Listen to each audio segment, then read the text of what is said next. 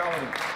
We're asking questions because we're trying to get to the bottom of a scandal. Who, please? My question is to the Deputy Premier. Today I wrote to the Information and Privacy Commissioner to ask that he begin an immediate investigation to ensure that appropriate documentation retention procedures have been followed by the Premier's office in relation to the Sudbury by-election.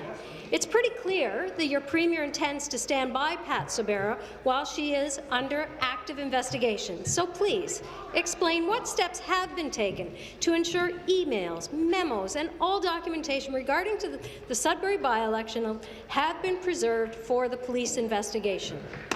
Good. Deputy Premier. Well, Speaker, as the Premier has said, the investigation is happening outside this House by people who are competent and trained to conduct such investigations. We're seeing a lot of amateur detection work here, Speaker. The member from Newquay and Carleton, come to order.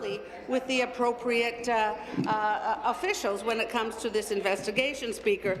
So let's talk about the economy. What RBC said today is that in 2014 there was clear evidence that activity picked up, particularly in the trade sector, where merchandise exports grew by 8% in nominal terms.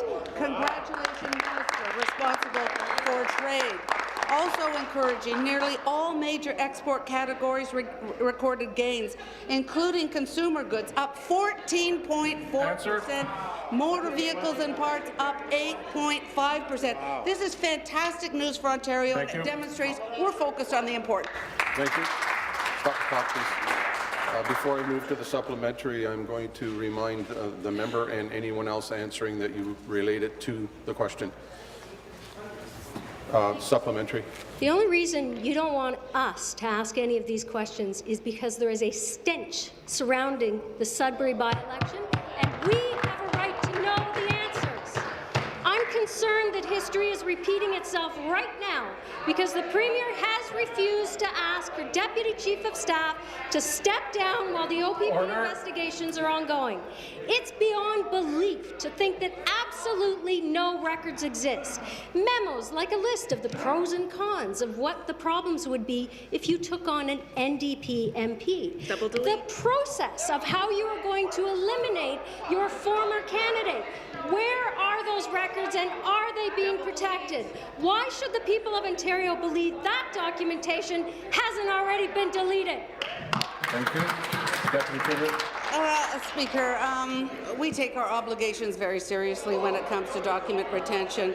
We are committed to being open, accountable and transparent, and they can throw all the mud they want, Speaker, but we are committed to being open and transparent. We promised to open up government completely. We've done so to an unprecedented degree, certainly far more than when your party was in office. In fact, it's not just me saying this. The Information Privacy Commissioner credited our government with improving record-keeping across government.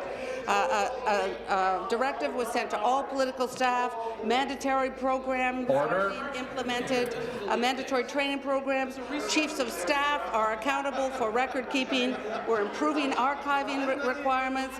The Premier's office worked with the Integrity Commissioner and the Information Privacy Commissioner. And Speaker, the Accountability Act prohibits the willful deletion of records and creates a penalty. Thank you. Final supplementary. Speaker, if this is their idea of open and accountability, I'd hate to see their definition of transparency.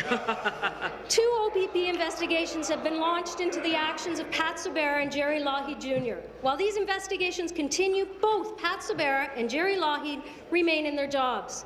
The best predictor of future behaviour is past behaviour.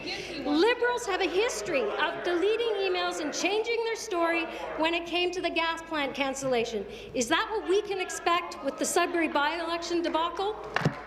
Deputy Premier. Well, Speaker, you don't have to take my word for it. Let's listen to what the Information and Privacy Commissioner,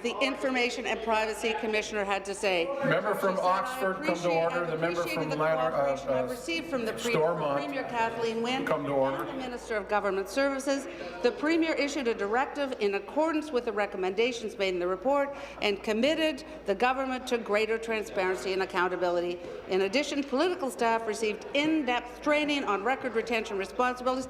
I applaud these developments. Let me repeat, the Information and Privacy Commissioner said, I applaud these developments.